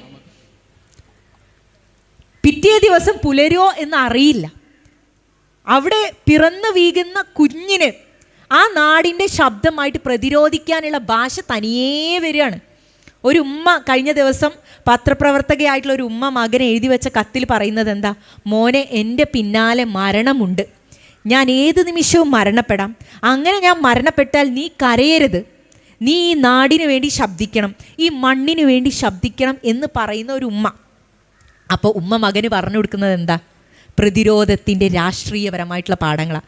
നമ്മൾ യഥാർത്ഥത്തിൽ കുറേ ഫ്രീ ബീസ് കിട്ടി, കുറേ ഹാപ്പിയായി, നല്ല ക്വയറ്റ് കംഫർട്ടബിൾ ആയിട്ടുള്ള സിറ്റുവേഷനിൽ എത്തുമ്പോൾ മക്കൾക്ക് നമ്മൾ ഇങ്ങനത്തെ പാഠങ്ങളൊന്നും പറഞ്ഞു കൊടുക്കുന്നില്ല, അനുഭവങ്ങളെക്കുറിച്ച് പറഞ്ഞു കൊടുക്കുന്നില്ല. അപ്പോൾ ഇത്തരത്തിലുള്ള ചോദ്യങ്ങൾ വരുമ്പം ഒന്നാമത് അരാഷ്ട്രീയത വളരെയധികം കൂടിക്കൊണ്ടിരിക്കുക. എല്ലാവർക്കും ജോലി, പണം എന്നുള്ള രൂപത്തിലേക്ക് മാറുമ്പം കാലിനടിയിലുള്ള മണ്ണ് ഒലിച്ചു പോകുന്നത് നമ്മളാരും അറിയുന്നില്ല. അപ്പോൾ ഒരു ചോദ്യം ഉണ്ടാവും സ്വാഭാവികമായിട്ടും, ലീഗിൻ്റെ പ്രസക്തി എന്താണ്? അല്ലെങ്കിൽ ഒരു രാഷ്ട്രീയ സംഘടനയായിട്ടുള്ള ന്യൂനപക്ഷ രാഷ്ട്രീയ സംഘടനയുടെ പ്രസക്തി എന്താണ്? നിങ്ങൾക്ക് സ്വത്വബോധത്തിനെ കുറിച്ച് സംസാരിക്കാൻ, നിങ്ങൾക്ക് ആഗോളവൽക്കരണത്തിനെ കുറിച്ച് സംസാരിക്കാൻ, മുതലാളിത്ത ബോധത്തിനെ കുറിച്ച് സംസാരിക്കാൻ, കാലാവസ്ഥ വ്യതിയാനത്തിനെ കുറിച്ചൊക്കെ സംസാരിക്കാൻ, ചോദ്യങ്ങൾ ചോദിക്കാൻ, നിങ്ങൾക്ക് പ്രതിരോധിക്കാൻ, നിങ്ങൾക്ക് ശരിയും തെറ്റും പറയാൻ നിങ്ങൾക്കൊരിടം വേണം, വേണ്ടേ? ആ ഇടമാണ് യഥാർത്ഥത്തിൽ ഇന്ത്യൻ യൂണിയൻ മുസ്ലിം ലീഗ് എന്ന് പറഞ്ഞ പാർട്ടി. അപ്പോൾ ആ പ്രതലത്തിനെ നിർമ്മിക്കുക, അതിലേക്ക് ആളുകളെ കൊണ്ടുവരിക, പ്രതിരോധിച്ചു കൊണ്ട് കടന്നു പോവുക എന്നുള്ള ഉത്തരവാദിത്തം നമുക്കുണ്ട്. ഒരു കാര്യം കൂടി ആഡ് ചെയ്യാം കേട്ടോ. BR അംബേദ്കർ ഭരണഘടന ഉണ്ടാക്കുമ്പോൾ തന്നെ പറഞ്ഞൊരു കാര്യമുണ്ട്. ഇതിൽ മൈനോറിറ്റീസ് എങ്ങനെ പിടിച്ചു നിൽക്കുന്നുള്ളൊരു ചോദ്യം അന്നത്തെ അസംബ്ലി ഡിബേറ്റിൽ വന്നിട്ടുണ്ടായിരുന്നു. അപ്പോൾ പറഞ്ഞ കാര്യം എന്താ പറയുക? മൈനോറിറ്റീസ് എപ്പോഴും ജാഗ്രതയോടെ മുന്നോട്ട് പോകണം. നിങ്ങളെപ്പോഴും ജാഗ്രത പുലർത്തണം. ജാഗ്രത പുലർത്തുന്ന പേടിച്ചിരിക്കുക എന്നല്ല, ഏത് സമയവും സന്ദർഭവും വരുമ്പം അതിനനുസരിച്ചിട്ടുള്ള തീരുമാനങ്ങൾ എടുക്കാനും സൃഷ്ടിപരമായിട്ട് അതിനെ കൈകാര്യം ചെയ്യാനുള്ള ഇടപെടൽ നിങ്ങൾക്കുണ്ടാവണം. നമ്മൾ മിണ്ടാതിരുന്നാൽ കാലിനടിയിലെ മണ്ണും എടുത്തിട്ട് ഈ ആളുകൾ ഇവിടെ നിന്ന് സ്ഥലം കാലിയാക്കും. അപ്പോൾ പെൺകുട്ടികളാണെങ്കിലും ആൺകുട്ടികളാണെങ്കിലും രാഷ്ട്രീയപരമായിട്ട് കൂടുതൽ ചിന്തയുണ്ടാക്കുക. പിന്നെ മതബോധം എന്ന് ആ കാര്യം കൂടെ ഒന്ന് അഡ്രസ്സ് ചെയ്തേക്കട്ടെ. മതബോധം എന്ന് പറയുന്നത് വ്യത്യസ്തരായിട്ടുള്ള മനുഷ്യരാണ് നമ്മൾ ഈ മണ്ണിൽ ജീവിക്കുന്നത്. ഞാൻ നേരത്തെ പറഞ്ഞ പോലെ ഷഹീൻ ബാഗ് അല്ലേ, നമ്മളൊക്കെ കേട്ട് പരിചയമുള്ളതാണ് ഷഹീൻ ബാഗ്. എന്താ ഷഹീൻ ബാഗ് എന്ന് പറഞ്ഞ വാക്കിന് അർത്ഥം എന്നറിയോ നിങ്ങൾക്ക്? അറിയോ? ഷഹീൻ എന്ന് പറഞ്ഞാൽ ഒരു കിളിയ, ഫാൽക്കൺ എന്ന് പറഞ്ഞിട്ട് ആകാശത്തൂടെ പറക്കുന്ന ഒരു കിളിയുടെ പേരാണ് ഷഹീൻ എന്നുള്ളത്. ബാഗ് എന്ന് പറഞ്ഞാൽ തോട്ടാണ്, പൂന്തോട്ടം. പല വ്യത്യസ്തമായിട്ടുള്ള പൂക്കളുള്ള സ്ഥലമാണ് ബാഗ്. ഷഹീൻ ബാഗ് എന്ന് പറഞ്ഞാൽ ഉയരത്തിൽ പറക്കുന്ന വ്യത്യസ്ത വൈജാത്യങ്ങളുള്ള ഒരു നാടിനെ സൂചിപ്പിക്കാൻ പറ്റിയ പദമാണ് ഷഹീൻ ബാഗ് എന്നുള്ളത്. അവിടേക്ക് നമ്മൾ പോയി പറയുന്നത് എന്താ? ഒറ്റയ്ക്ക് നിങ്ങൾ ഒരു രൂപത്തിലേക്കാക്കല്ല, വൈവിധ്യങ്ങൾ നിറഞ്ഞ ഈ നാട്ടിൽ ഞങ്ങൾക്കിവിടെ ജീവിക്കണം എന്നുള്ളത് ഞങ്ങളുടെ ആഗ്രഹമാണ്. അതിനു വേണ്ടിയിട്ടാണ് ഞങ്ങൾ പൊരുതുന്നത് എന്നാണ് പറഞ്ഞു വെക്കുന്നത്. അപ്പം അവസാനിപ്പിക്കുകയാണ്. അല്ലാമ ഇക്ബാലിൻ്റെ ഒരു 2 വരി കവിതാശകലം മാത്രം നിങ്ങളെ ഏൽപ്പിക്കുകയാണ്. അതിങ്ങനെയാണ്: തൂ ഷഹീൻ ഹേ, തൂ ഷഹീൻ ഹേ, പർവാസ് ഹേ തേരാ കാം. നീ ആരാണ്? നീ ആകാശത്തൂടെ പറക്കുന്ന പക്ഷിയാണ്. പർവാസ് ഹേ തേരാ കാം, നിന്റെ ഉത്തരവാദിത്തം എന്താണ്? ആകാശത്തൂടെ ഉയർന്ന് പറക്കുക എന്നുള്ളതാണ് കരുത്തയായിട്ടുള്ള പക്ഷികളെ നിങ്ങളുടെ ഉത്തരവാദിത്തം എന്ന് എഴുതി വെച്ച കവിയെ ഓർക്കുന്നു, അവസാനിക്കുന്നു, നിങ്ങളിൽ ഏൽപ്പിക്കുന്നു. Thank you.